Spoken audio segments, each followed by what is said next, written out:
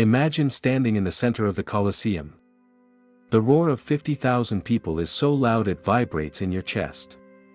The air is thick with the scent of sawdust, sweat, and something metallic blood. When we think of ancient Rome, we immediately picture the gladiator, a noble warrior facing his equal in single combat. It's the Hollywood image of honor and glory. But that is a sanitized fantasy.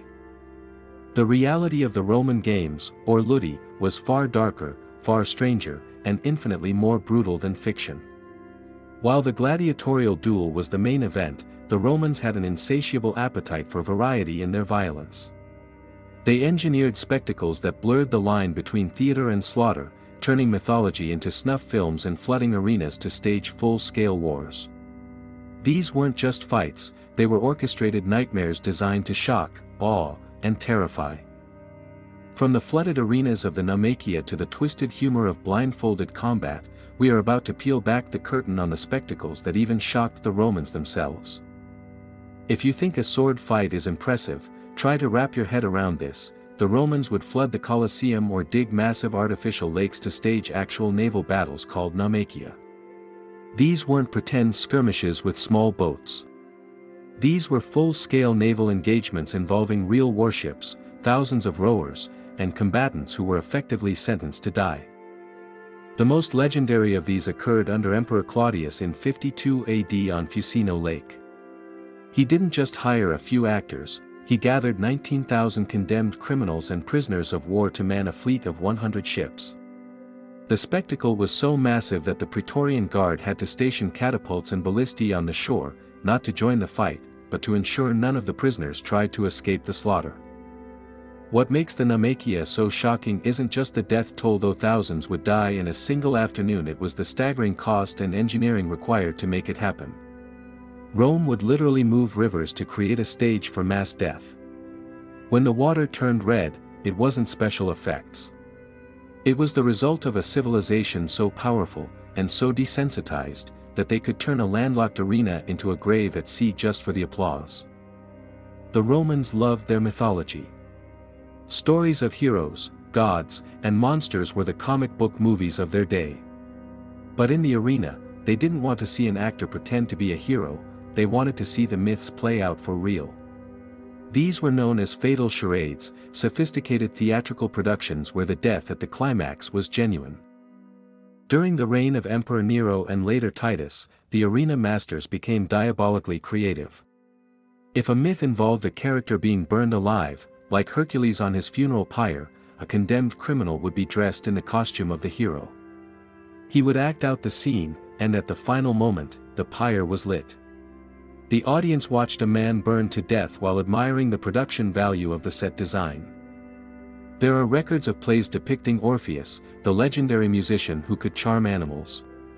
A criminal dressed as Orpheus would enter an arena filled with scenery mimicking a forest. But instead of charmed animals, the arena master would release hungry bears. The shock here wasn't just the violence, it was the perversion of art. The Romans took their most culturally significant stories and used them as a script for public execution, turning high culture into a snuff show. Between the gladiatorial bouts, the Romans needed to keep the energy high. Enter the venatio, or the beast hunt. To modern eyes, this is perhaps one of the most heartbreaking aspects of the games. The Roman Empire expanded across Africa and Asia, and with conquest came access to exotic animals, lions, tigers, elephants, rhinos, and hippos. These animals were captured, transported thousands of miles, and thrown into the arena to be slaughtered by specialized hunters called venators. The scale is hard to comprehend. When the Colosseum, the Flavian amphitheater, was inaugurated in 80 AD, the Emperor Titus ordered games that lasted 100 days. In that time, it is estimated that 9,000 animals were killed. The carnage was so extreme that it actually affected the ecosystem. The hippopotamus was wiped out from the Nile Delta, and lions were driven to extinction in parts of North Africa and Greece. However, this was the one game that sometimes backfired on the organizers. The historian Pliny the Elder recounts a spectacle organized by Pompey the Great involving elephants. The crowd, usually bloodthirsty, was actually horrified by the screaming of the dying elephants. They felt the animals displayed a human-like intelligence and suffering. The crowd rose up and cursed Pompey, a rare moment where the brutality of the games actually went too far, even for the Romans. Roman games were an all-day affair, structured like a schedule of TV programming. The morning was for beast hunts, the afternoon was for the main gladiator events. But what happened at lunch? This was the time of the meridiani, or the noonday games. This was the budget entertainment, the filler content for those who couldn't afford to leave their seats or simply wanted more blood. The meridiani were executions, plain and simple. There was no sport here, no chance for the victim to win. Unarmed criminals, prisoners of war, and Christians were thrown into the arena.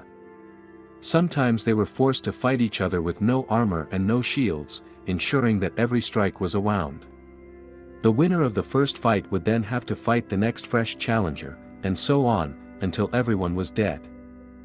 The Roman philosopher Seneca, one of the few voices of reason in this era, wrote about the meridiani with disgust. He noted that while the morning games had mercy, the noon games were pure murder. The crowd would shout, "Kill him! Whip him! Burn him!" if the victims didn't die fast enough. It reveals the terrifying mundane nature of Roman cruelty. For many spectators, watching defenseless men die was just something to do while eating their lunch. We often associate the arena with solemnity and tension, but the Romans also possessed a dark sense of humor.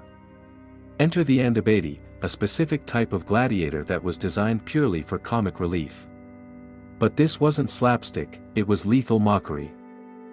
The andebadi wore helmets with no eye holes. They were completely blind. They were given weapons and pushed into the arena to fight blindly, swinging wildly at the air or tripping over obstacles. The crowd would roar with laughter as these men slashed at shadows, often injuring themselves or stumbling into the path of another blind combatant. To the Roman mob, this was hilarious. To us, it represents a psychological cruelty that rivals the physical pain. It stripped the fighter of his dignity. A gladiator could usually look his death in the eye, the andebadi were denied even that. They were forced to die as a joke, flailing in the dark while thousands of people laughed at their panic. It underscores a society that didn't just want to see death, they wanted to be entertained by the helplessness of it. While the venatio was a hunt where armed men fought animals, damnatio ad bestias, condemnation to beasts, was an execution method where the human had zero chance. This punishment was reserved for the lowest of the low, runaway slaves and the most despised criminals. The victim would be tied to a stake or simply thrown into the arena naked and defenseless. Then, the cages were opened. Leopards, boars, or wild dogs starved for days beforehand to ensure aggression were released. The horror of this punishment wasn't just the physical agony of being eaten alive, it was the spiritual implication. In Roman culture, a proper burial was essential for the afterlife. Damnatio ad bestias ensured there was no body left to bury. The victim was completely consumed, effectively erased from existence in both this world and the next. It was a weapon of terror used by the state to say, if you cross us, you won't just die, you will cease to be. The sheer primal fear this invoked in the population made it one of Rome's most effective tools of control. When we think of gladiators, we think of men. But for a brief, controversial period in Roman history, women entered the arena. These were the gladiatrix. While rare, their existence is confirmed by legal bans and archaeological evidence, including a statue of a female fighter holding a curved blade. For the Roman elite, the idea of women fighting was simultaneously titillating and scandalous. Roman society was deeply patriarchal, a woman's place was in the domestic sphere. Seeing women donning armor and engaging in blood sport upended the social order. It was a novelty act, often presented by wealthy sponsors to show off their unlimited budget. I am so rich, I can even find women who will fight. Emperor Domitian was particularly fond of staging torchlit fights between women at night, and sometimes even pitted women against dwarves, turning the event into a grotesque circus. Eventually, the sight became too shocking for the conservative Roman sensibilities.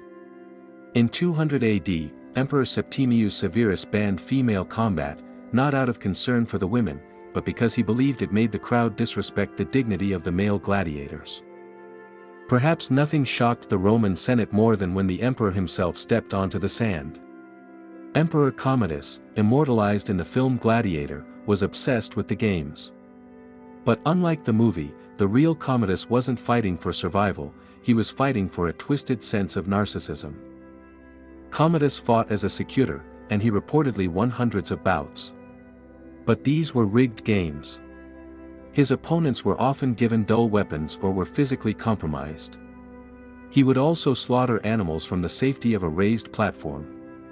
In one instance, he decapitated an ostrich and brandished its severed head at the senators sitting in the front row, grinning maniacally as if to say, "You're next."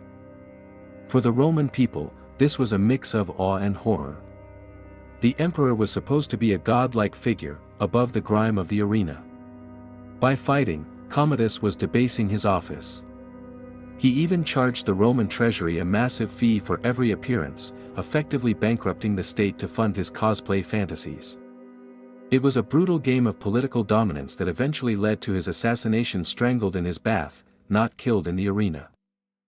We cannot talk about brutal Roman games without mentioning the chariot races. While the Colosseum held 50,000 people, the Circus Maximus held 150,000. It was the biggest sport in the world, and by far the deadliest. The races were high-speed, no-rules nightmares where drivers were tied to their reins.